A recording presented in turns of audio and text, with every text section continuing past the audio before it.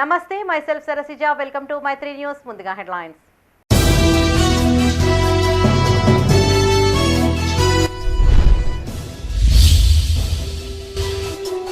నేరాల నియంత్రణలో సీసీ కెమెరాల పాత్ర కీలకం.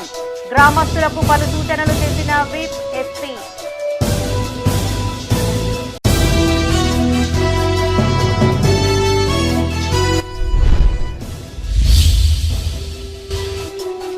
RG1 GM ఆఫీస్ ఎదుట కార్మిక వారసుల నిరసన.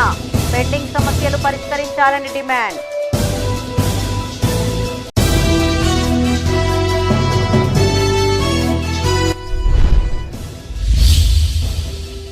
కొనసాగుతున్న గణేష్ నవరాత్రి ఉత్సవాలు. నిమజ్జన ఏర్పాట్లు పరిశీలించిన ప్రజా ప్రతినిధులు.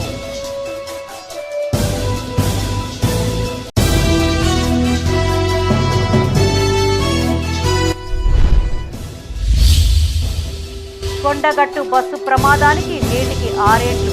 ఇప్పటికీ బాధితులను కలవరపెడుతున్న ఘటన. న్యాయం కోసం ఇంకా ఎదురుచూపులే.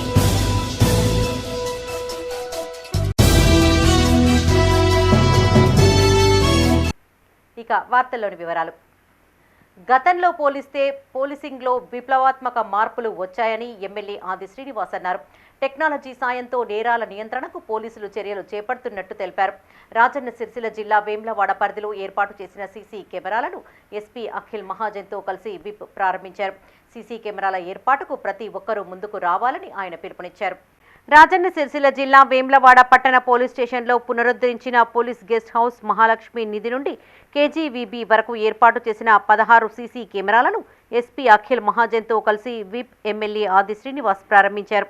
ఈ సందర్భంగా విప్ మాట్లాడుతూ వేములవాడ పట్టణ పరిధిలో సీసీ కెమెరాల ఏర్పాటుకు ప్రతి ఒక్కరూ ముందుకు రావాలన్నారు. ఒక్క సీసీ కెమెరా 100 మంది పోలీసులతో సమానమని, నేరాల నియంత్రణలో సీసీ కెమెరాల పాత్ర కీలకమని చెప్పారు. హైదరాబాద్ పరిసరాల్లో కబ్జాకు గురైన వాటిని వెలికి తీసేందుకు హైడ్రాను ఏర్పాటు చేశారన్నారు. భవిష్యత్తులో జిల్లాలోనూ కబ్జాకోర్లపై తగిన చర్యలు తీసుకుంటామన్నారు. ఈ కార్యక్రమంలో ఏఎస్పీ శేషాద్రిని రెడ్డి, సిఐలు వీరప్రసాద్, శ్రీనివాస్, ఎస్ఐలు మారుతి, రమేష్, అంజయ్య, ప్రజాప్రతినిధులు పాల్గొన్నారు. వేములవాడ పట్టణ ప్రజల, ఈ ప్రాంత ప్రజల, రాజన్న దగ్గరకు వచ్చేటువంటి భక్తులకి వేల రోడ్లు ఎప్పుడు వెడల్పైతే 30 సంవత్సరాలు చూస్తున్నటువంటి రోడ్డు వెడల్పు సంబంధించిన అంశం 80 ఫీట్ ఏది ఉందో ఆ అంశంలో కూడా గౌరవ ముఖ్యమంత్రి దృష్టి తీసుకుపోగానే దానికి సంబంధించి కూడా ముందుకు పోమని అధికారులకు ఆదేశాలు ఇవ్వడం. గౌరవ కలెక్టర్ గారు మీరు చూసినారు, 4 రోజుల క్రితమే మరి ఈనాడు పేపర్లో కూడా భూ సేకరణ సమస్య ఒక ప్రకటన కూడా ఇవ్వడం జరిగింది. సంబంధిత వారితో కూడా ప్రభుత్వం మాట్లాడుతుంది. వారితో పాటు మాట్లాడి ప్రభుత్వం వారితో చర్చించి రోడ్డు వెడల్పుకు సంబంధించినటువంటి కార్యక్రమం కూడా అంటే సమాంతరంగా నేను మొదటి రోజు చెప్పినాం. మనకు ఈరోజు వేములవాడ పట్టణాభివృద్ధి ఒక కన్ను అయితే దేవాలయ అభివృద్ధి మరో కన్ను. రెండింటిని కూడా సమాంతరంగా ఇటు పట్టణం అటు దేవాలయ అభివృద్ధి పత్రులు తీసుకొని పోవాలని చెప్పి పెండింగ్ సమస్యలు పరిష్కరించాలని కోరుతూ పెద్దపల్లి జిల్లా రామగుండం రీజియన్ 1 జీఎం కార్యాలయం ఎదుట కార్మికులు ప్లకార్డులతో నిరసన చేపట్టారు.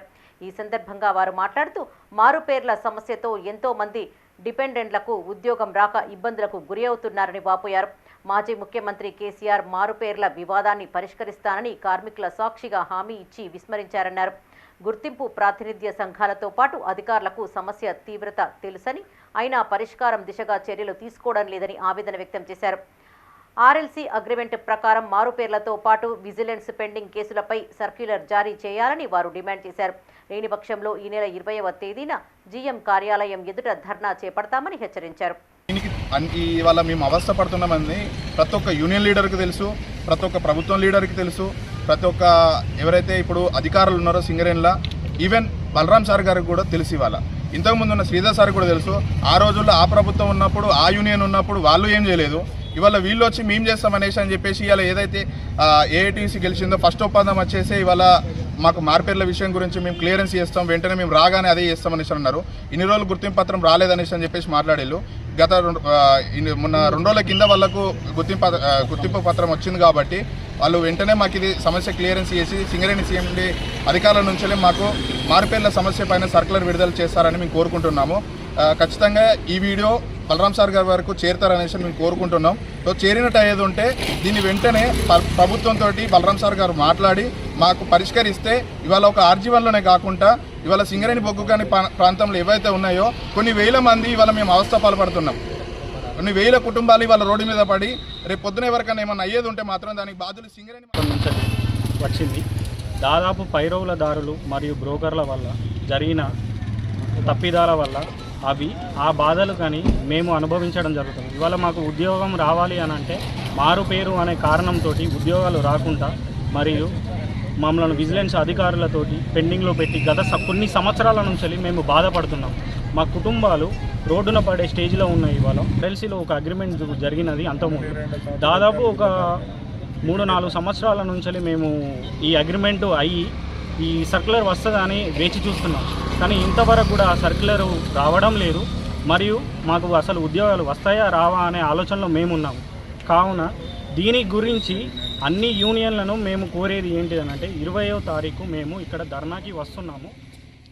కరీంనగర్ ఉమ్మడి జిల్లా వ్యాప్తంగా గణపతి నవరాత్రి ఉత్సవాలు వైభవంగా కొనసాగుతున్నాయి. 5వ రోజు వేడుకల్లో భాగంగా గణపతికి వేద పండితులు విశేష పూజలు నిర్వహించగా పలువురు ప్రముఖులతో పాటు పెద్ద సంఖ్యలో భక్తులు పాల్గొన్నారు. సిరిసిల్ల జిల్లా ఎల్లారెడ్డిపేటలో నెలకొల్పిన విఘ్నేశ్వరునికి స్థానిక మహిళలు 183 రకాల నైవేద్యాలను సమర్పించారు. రాజన్న సిరిసిల్ల జిల్లా ఎల్లారెడ్డిపేటలోని పలు గణేష్ మండపాలను డీఎస్పీ చంద్రశేఖర్ రెడ్డి తనిఖీ చేశారు. మండల కేంద్రంలోని పొట్టి శ్రీరాములు విగ్రహం వద్ద ఉన్న 3 వినాయక మండపాల్లోని నిర్వాహకులతో మాట్లాడారు. ప్రతి ఒక్కరూ సీసీ కెమెరా ఏర్పాటు చేసుకోవాలని సూచించారు. అనంతరం డైరీని పరిశీలించారు. ప్రతిరోజు మండపాలను తనిఖీ చేయాలని స్థానిక సిఐ శ్రీనివాస్ గౌడ్, ఎస్ఐ రమాకాంత్కు సూచించారు.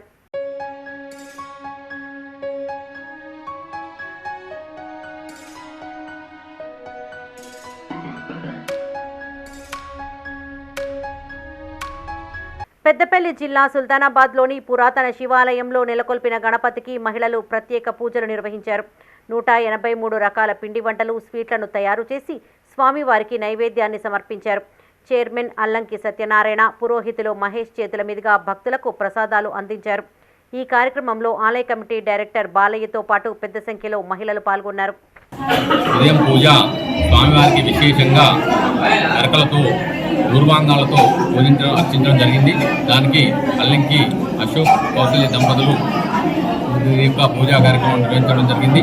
ఈ 62 దాదాపు 162 అంటే 9 నవరాత్రులు అయితే ఏ విధంగా ఉంటుందో అలానే భాగంగా 162 రకాల నైవేద్యాలతో స్వామివారికి విశేషంగా మహా నైవేద్యాలను నివేదన గావించబడి ఆ యొక్క నైవేద్యాలను భక్తి పారవేశంతో భజనలు చేసి అనంతరం వాటిని విజయంగా అందరికీ కూడా పంచడం జరిగింది.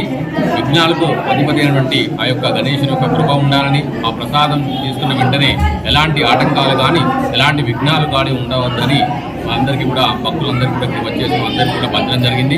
ఇట్టి కార్యక్రమంలో పాల్గొన్న నిరాడంబరంగా ప్రత్యేకంగా పూజలు చేస్తున్నాము. ఈ నవరాత్రుల సందర్భంగా ప్రతిరోజు ఒక ప్రత్యేకత, ప్రసాదాల నివేదన, కుంకుమార్చన, మంగళహారతులు, గరికతో అలంకరణ, పుష్పాల అలంకరణ, ఈ విధంగా ప్రతిరోజు ఒక కార్యక్రమం చేసి భక్తి శ్రద్ధలతో ఈ కార్యక్రమాన్ని నిర్వహిస్తున్నాము. ఈ సహకరించిన భక్తులకందరికీ కృతజ్ఞతలు తెలియజేస్తూ ఇదే విధంగా మన సాంప్రదాయాలు, సనాతన ధర్మాన్ని, హైందవ ధర్మాన్ని కొనసాగించాలని కోరుకుంటూ నమస్కారాలు. రాజన్న సిరిసిల్ల జిల్లా రుద్రంగిలో స్థానిక యూత్ ఆధ్వర్యంలో నెలకొల్పిన వినాయక మండపం వద్ద అన్నదాన కార్యక్రమాన్ని ఏర్పాటు చేశారు. 25 ఏళ్ల నుంచి గణనాథుణ్ణి ప్రతిష్ఠించి నిత్య పూజలు, అన్నదానాలు చేస్తున్నట్లు నిర్వాహకులు తెలిపారు. విగ్రహదాత బొబ్బిలి మధు అన్నదాన కార్యక్రమానికి సహకరించిన దాతలకు కృతజ్ఞతలను తెలిపారు.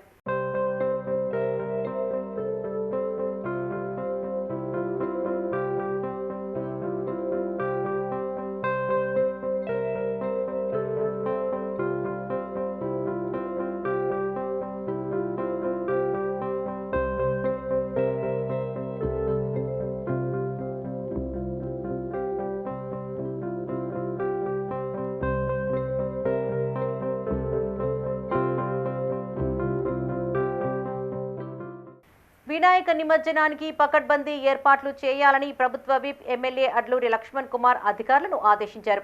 జగిత్యాల జిల్లా ధర్మపురి గోదావరి తీరంలో గణేష్ నిమజ్జనం ఏర్పాట్లను అధికారులతో కలిసి ఆయన పరిశీలించారు. ఈ సందర్భంగా గోదావరి తీరంలో లైటింగ్ సదుపాయాలను మెరుగుపరచాలని సూచించారు. వాహనాలు కిందికి వెళ్లేందుకు వీలుగా రోడ్డును మరమ్మతులు చేయాలన్నారు. గోదావరిలో నీటి మట్టం ఎక్కువ ఉన్నందున నదిలో గజ ఈతగాళ్లను అందుబాటులో ఉంచాలని చెప్పారు. అంతకుముందు ఎమ్మెల్యే క్యాంపు కార్యాలయంలో ప్రతిష్ఠించిన వినాయక నిమజ్జనంలో పాల్గొని స్వామివారికి ప్రత్యేక పూజలు నిర్వహించారు. అనంతరం భజన సంకీర్తనల మధ్య గణపతిని గోదావరిలో నిమజ్జనం చేశారు. ఈ కార్యక్రమంలో ధర్మపురి సీఐ రామ్ నరసింహారెడ్డి, ఎస్ఐ మహేష్, మండల కాంగ్రెస్ నాయకులు పాల్గొన్నారు.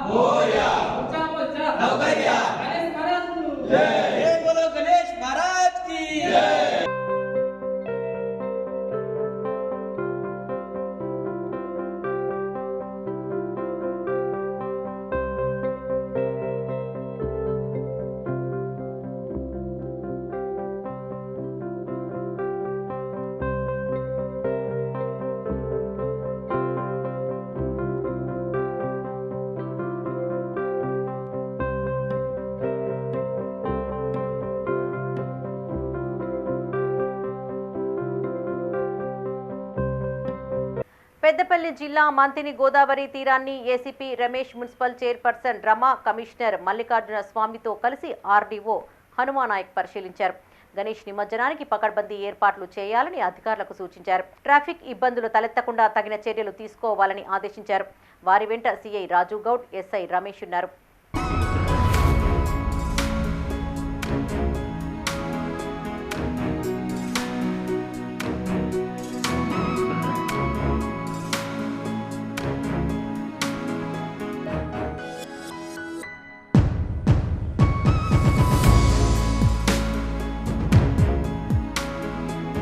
గ్రామీణ యువత చదువుతో పాటు క్రీడల్లోనూ రాణించాలని సిరిసిల్ల ఎస్పీ అఖిల్ మహాజన్ సూచించారు.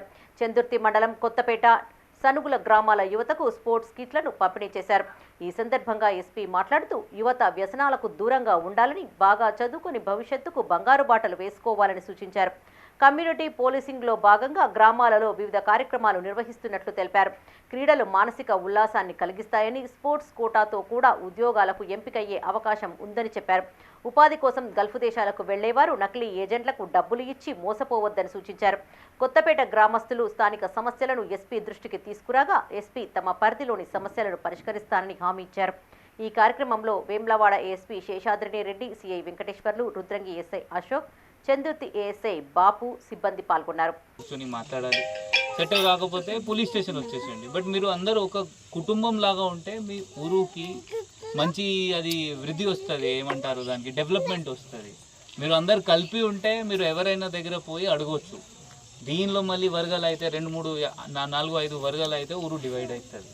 సో మీరు ఎప్పుడైనా చిన్న ఊరు దూరంగా ఉంది కలిపి ఉంటే మంచి ఉంటుంది. నా థాట్ అంటే నా మైండ్లో అదే నడుస్తుంది అంటే మీకు చెప్పాలి అనిపించింది, అందువల్ల చెప్పాను.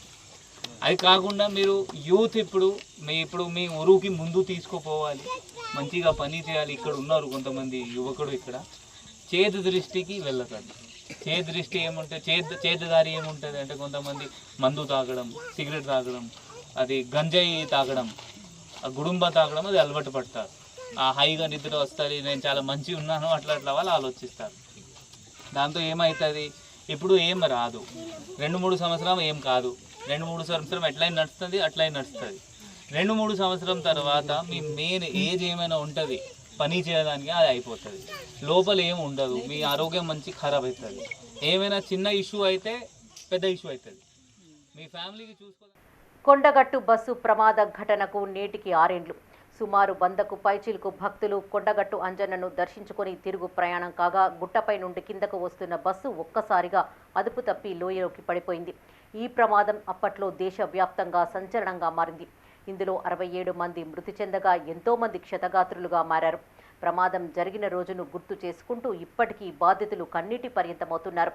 ఈ ఘటనపై అప్పటి ప్రతిపక్షాలు కానీ ఇప్పటి ప్రభుత్వాలు కానీ స్పందించిన దాఖలాలు లేవు. దీంతో 6 ఏళ్ల నుండి బాధితులు న్యాయం కోసం ఎదురుచూస్తూనే ఉన్నారు. కొండగట్టు బస్సు ప్రమాద బాధితుల కన్నీటి వ్యధపై మైత్రి ఛానల్ స్పెషల్ స్టోరీ. కొండగట్టు ప్రమాద ఘటన జరిగి సరిగ్గా నేటికి 6 ఏళ్లు. ఈ ప్రమాదంలోని ప్రయాణికుల హాహాకారాలు, క్షతగాత్రుల ఆర్తనాదాలు వారి కుటుంబ సభ్యులతో పాటు గ్రామస్తులను నేటికి కలవరపెడుతూనే ఉన్నాయి. అయితే ప్రమాదానికి కారణమైన ఘాట్ రోడ్డు వద్ద అధికారులు దిద్దుబాటు చర్యలు చేపట్టినప్పటికీ అవి నామమాత్రం అనే విమర్శలు లేకపోలేదు. ఘాట్ రోడ్ అలైన్మెంట్ సరిగ్గా లేకపోవడంతోనే ఈ ఘటన జరిగిందన్న ఆరోపణలు ఉన్నాయి. ఈ ప్రమాదం అనంతరం ఘాట్ రోడ్ను మూసివేశారు. ఆ మార్గం గుండా వాహనాల రాకపోకలను నిషేధించారు. ఘాట్ రోడ్డుకు కొంతమేరకు మరమ్మతులు చేపట్టారు. కొన్ని చోట్ల రక్షణ గోడల నిర్మాణం, స్పీకర్ల మరమ్మతులు మాత్రమే చేపట్టారు. గతంలోనూ ఈ ఘాట్ రోడ్డుపై జరిగిన ప్రమాదాల్లో ఇప్పటి వరకు 150 మందికి పైగానే భక్తులు మృతి చెందగా వందలాది మంది గాయపడినట్టు లెక్కలు చెబుతున్నాయి. అయితే 2 ఏండ్ల క్రితం షరతులతో కూడిన వాహనాల రాకపోకలకు అనుమతించిన అధికారులు ఆ తర్వాత పర్యవేక్షణను గాలికి వదిలేశారని విమర్శలు ఉన్నాయి.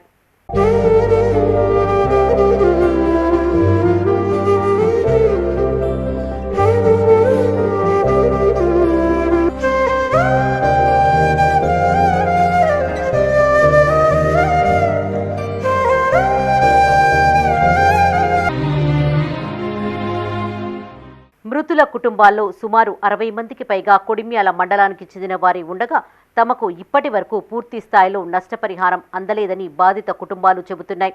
కేంద్ర రాష్ట్ర ప్రభుత్వాల సాయంతో పాటు ఆర్టీసీ 10 లక్షలు అందించి చేతులు దులుపుకుందని వారు వాపోతున్నారు. క్షతగాత్రులుగా మారిన ఎంతో మంది నేటికి మంచానికే పరిమితం కాగా బాధితులు కనీసం పెన్షన్కు కూడా నోచుకోకపోవడం అత్యంత బాధాకరం.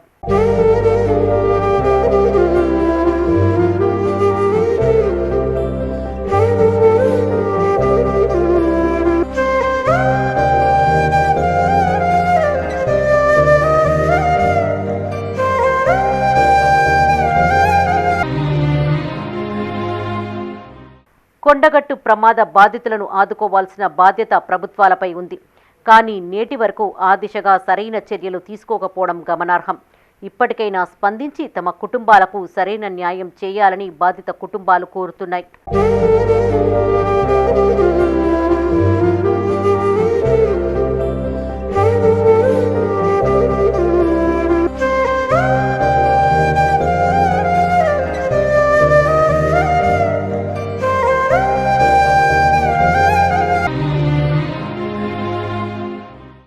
పెద్దపల్లి జిల్లా రామగుండం కార్పొరేషన్ కౌన్సిల్ సమావేశంలో నిధుల కేటాయింపుపై అధికార ప్రతిపక్షాల మధ్య వాడివేడి చర్చ జరిగింది.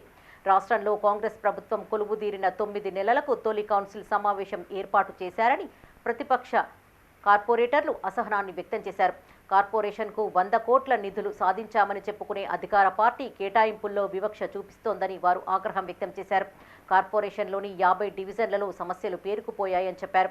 అధికారంలో ఉన్న కాంగ్రెస్ పార్టీ సమస్యల పరిష్కారం దిశగా ప్రయత్నం చేయకపోవడం విచారకరమన్నారు. కార్పొరేషన్ సాధారణ సమావేశానికి మీడియాను అనుమతించకపోవడం అధికార పార్టీ పనితీరుకు నిదర్శనమన్నారు. 80 లక్షలు పెట్టింది.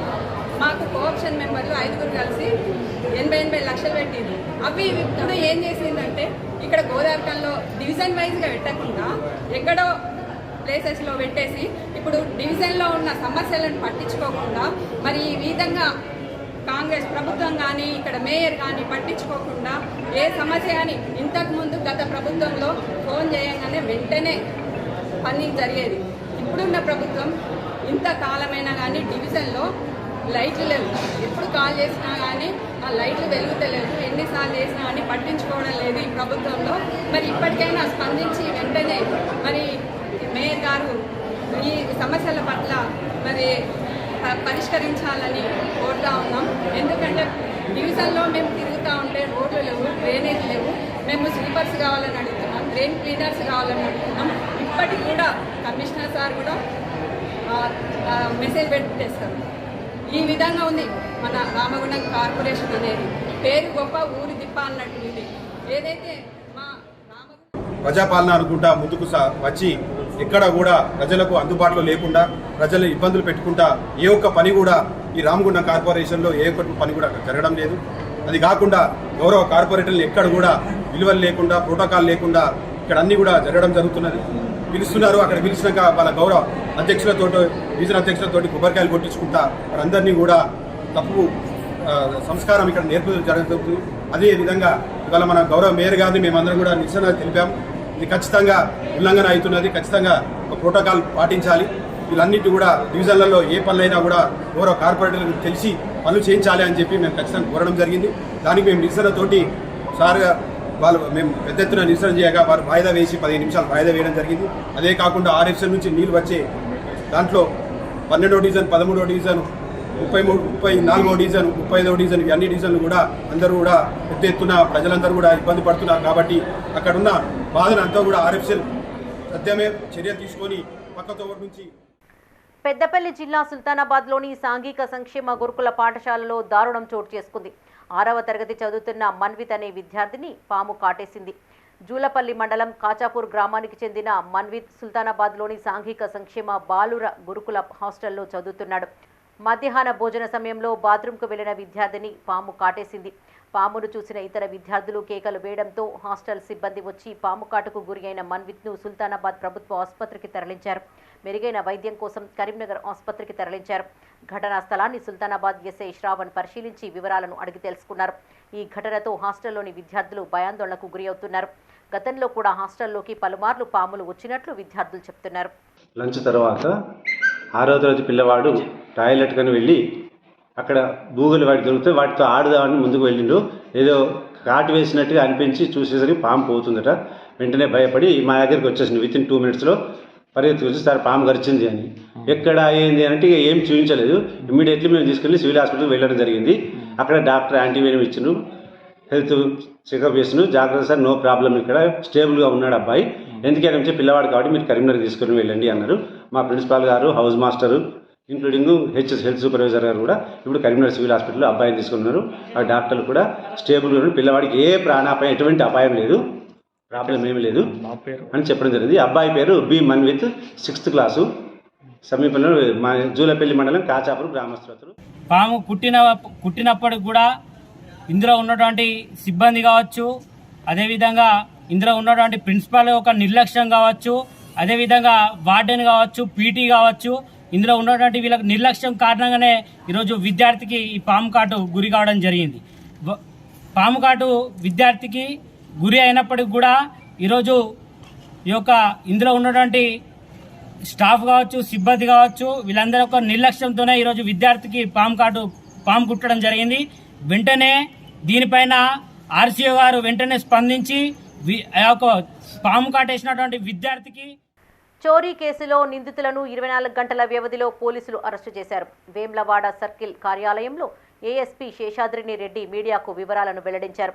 వేములవాడ రూరల్ మండలం మల్లారం గ్రామం రాజానగర్కి చెందిన శ్రీరాముల శ్రీనివాస్ తన ఇంటికి కలర్స్ వేసేందుకు పట్టణానికి చెందిన 2 వ్యక్తులతో ఒప్పందం చేసుకున్నాడు.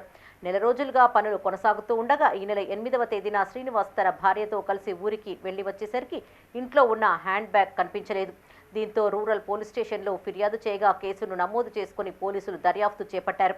ఈ క్రమంలో ఇంటికి కొద్ది దూరంలో బ్యాగ్ కనిపించగా దానిపైన ఉన్న కలర్ మరకల ఆధారంగా నిందితులను అదుపులోకి తీసుకున్నట్లు ఏఎస్పీ తెలిపారు. వారి నుంచి 25 గ్రాముల బంగారం స్వాధీనం చేసుకుని రిమాండ్కు తరలించినట్టు చెప్పారు. 24 గంటల వ్యవధిలో కేసును ఛేదించిన రూరల్ సిఐ శ్రీనివాస్, ఎస్ఐ మారుతితో పాటు సిబ్బందిని ఆమె అభినందించారు. శ్రీరాములు శ్రీనివాస్ వాళ్ళ ఇంట్లో నుంచి కంప్లైంట్ ఏంటంటే వాళ్ళు ఏదో పని మీద బెజన్కి వెళ్తే అది వచ్చి చూసేసరికి ఇంట్లో 2.5 అరౌండ్ తులాస్ గోల్డ్ లేదు అని అది కంప్లైంట్ వచ్చింది. సో మాకు ఇన్వెస్టిగేషన్ ద్వారా తెలిసింది ఏంటంటే అక్కడ వాళ్ళ ఇంట్లో ఒక 1 మంత్ నుంచి పెయింటింగ్ వర్క్, కన్స్ట్రక్షన్ వర్క్ జరుగుతుంది. పెయింటింగ్ వర్క్ చేసే 2 painters are the main offenders అని. సో వాళ్ళ దగ్గర నుంచి రికవరీ కూడా చేయడం జరిగింది 2.5 తులాస్. అండ్ టుడే అది కంప్లీట్ అయింది. దాని related works CI rural Srinivas గారి ఆధ్వర్యంలో ఎస్ఐ మారుతి గారు అండ్ టీమ్ ఈ వర్క్ చేయడం జరిగింది. So very highly commendable work చేస్తున్నారు ఇదే దీని మీద. And I repeat the offenders are Nandelli Anil and Afroz. Siddipet జిల్లా హుస్నాబాద్లోని జాతీయ రహదారి విస్తరణ పనుల్లో భాగంగా రోడ్డుకు అడ్డుగా ఉన్న పలు ఇండ్లు, దుకాణ సముదాయాల భవనాలను అధికారులు కూల్చివేస్తున్నారు. ముందస్తు సమాచారం, నోటీసులు ఇవ్వకుండా భవనాలను ఎలా కూల్చివేస్తున్నారంటూ పలుచోట్ల యజమానులు అడ్డుకోవడంతో అధికారులు వెనుదిరిగారు. కొన్ని చోట్ల పోలీసుల బందోబస్తు మధ్య భవనాలను కూల్చివేశారు. కాగా ఎల్కతుర్తి నుండి సిద్దిపేట వరకు జాతీయ రహదారి విస్తరణ పనులు కొనసాగుతున్న విషయం తెలిసిందే. నోటీస్ చేయలేదు, ప్లస్ కనీసం మాట వరుస కూడా ఎవరు చెప్పలేదు. బస్ స్టాండ్ వరకు అయితే చెప్పారు పోలీసు వాళ్ళతో మొన్న 4 రోజుల క్రితం. మాకు అస్తరు కావచ్చు, అటు మోరీ అయినాక మా దగ్గర మోరీ తీసినాకనే అవి కూలమంటారు కావచ్చు అని అనుకున్నాం. వితౌట్ ఇన్ఫర్మేషన్ వచ్చి మొత్తం కూలగొట్టుకున్నారు. కమిషనర్కి ఫోన్ చేస్తే కూడా నేను భోజనం చేస్తున్నా, నాకు తెలియదు అని మాట్లాడుతున్నాను. ఎంఆర్ఓ గారు మాత్రం మీరు 1.5 year నుంచి కబ్జా చేసుకుని ఉన్నారు కాబట్టి మీరే ఫైన్ కట్టాల్సింది అని చెప్పి అంటున్నారు. మరి ఇదే పద్ధతిలో హుస్నాబాద్ చుట్టుపక్కల ఉన్న ప్రభుత్వ భూములలో కబ్జా చేసుకున్న వాళ్ళందరూ ఎంతవరకు కట్టారు, అవి కూడా మరి తీసి బయట పెట్టి జనాలకు చూపెట్టండి. వాళ్ళతో పాటుగా మేము కూడా సంతోషంగా కడతాం. మన నగర పంచాయతీకి అమౌంట్ ఫండ్ వస్తుందంటే మాకు కూడా సంతోషమే. అట్లనే హుస్నాబాద్ చెరువు కానీ, ఎల్లమ్మ చెరువు కానీ, ఎన్ని కొచ్చెరు కట్ట కానీ, లేకపోతే ఎన్ని కుంటలు ఉన్నాయో ఆ కుంటల పరిస్థితి ఏంటి, అవి కూడా ఎంతమంది కబ్జా చేశారు. ప్రభుత్వ ఆధీనంలో ఉన్న కుంటలు ప్రభుత్వం వాళ్ళకు కూడా కబ్జా చేసి దాంతో వచ్చే నష్టాలేంది అది కూడా ముందట పెట్టి వాళ్ళు కూడా నుంచి తీసుకుంటే మాకు కూడా సంతోషం అండి. కొండగట్టు అంజన్నను మహిళా అఘోరి దర్శించుకున్నారు. ముందుగా ఆలయానికి చేరుకున్న ఆమెకు వేద పండితులు సాదర స్వాగతం పలికారు. ఈ సందర్భంగా స్వామివారికి ప్రత్యేక పూజలు నిర్వహించారు. ఆలయాల సందర్శన కోసం తాను హరిద్వార్ నుంచి వచ్చానని, తెలంగాణలోని ఆలయాలు అన్నింటినీ సందర్శిస్తానని అఘోరి తెలిపారు. తాను వచ్చే మార్గ మధ్యంలో ఓ వైకుంఠ ధామంలో పూజలు చేసినట్టు వివరించారు. త్వరలో కొండగట్టు శివారులో ఆశ్రమం ఏర్పాటు చేసి ప్రకృతికి సేవ చేస్తానని ఆమె వెల్లడించారు.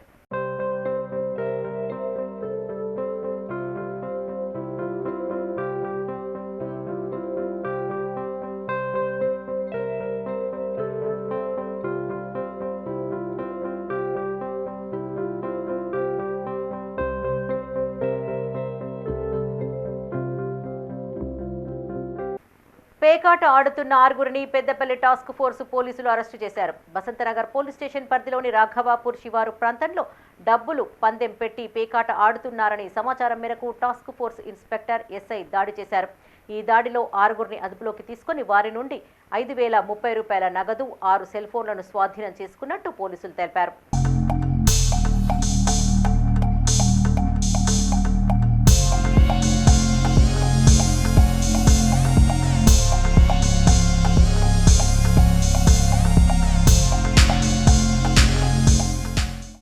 సిరిసిల్ల నియోజకవర్గంలోని పలు ప్రాంతాలలో నెలకొల్పిన గణనాథులు ఆకట్టుకుంటున్నాయి. తమ కుల వృత్తులను ప్రతిబింబించే విధంగా వివిధ రూపాలలో తీర్చిదిద్దిన గణపతులకు నిర్వాహకులు ప్రత్యేక పూజలు నిర్వహిస్తున్నారు.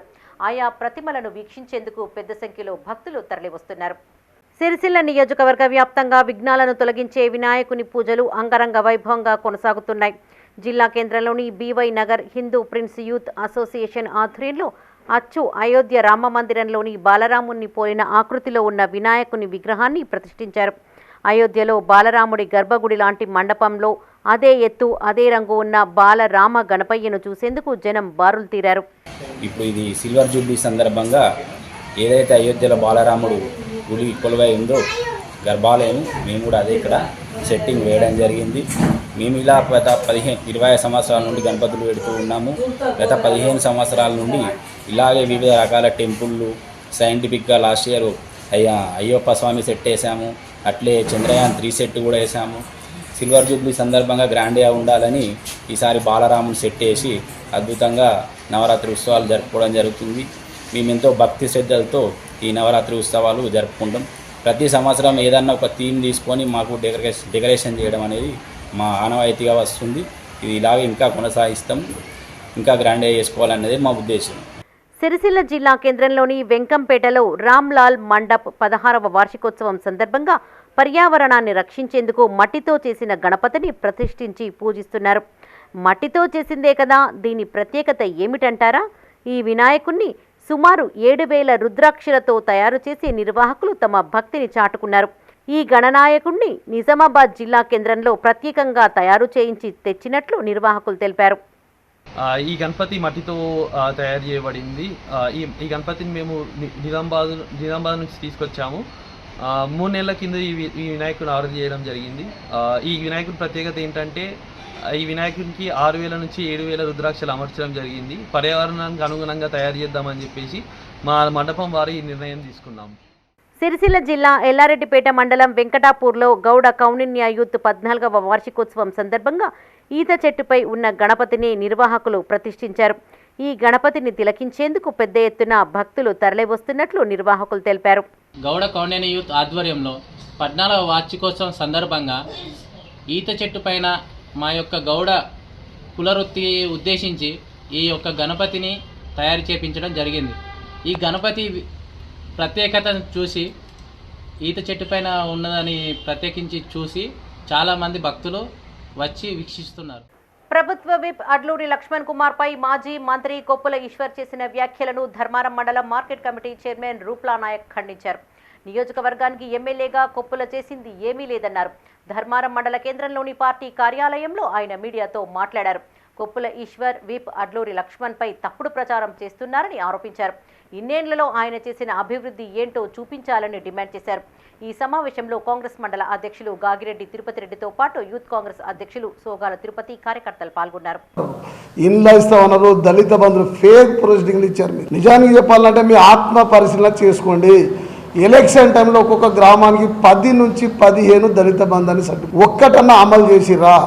ధర్మారం మండలంలో ఇల్లు లేని వరకు ఒక్కిళ్ళన్నా ఇచ్చిరా? ఒక్కటన్నా మీరు చూపించినట్టయితే మా ఎమ్మెల్యే గారు అబద్ధాలు ఆడినట్టే, దాన్ని మేమే అంగీకరిస్తాం. ఇప్పుడు ఒక్క సంవత్సరంలో ఎమ్మెల్యే గారికి పదవులు ఉన్నాయి, డబ్బులు ఉన్నాయి, అన్ని ఉన్నాయి, మంచిగా చేయరు అని అంటున్నారు.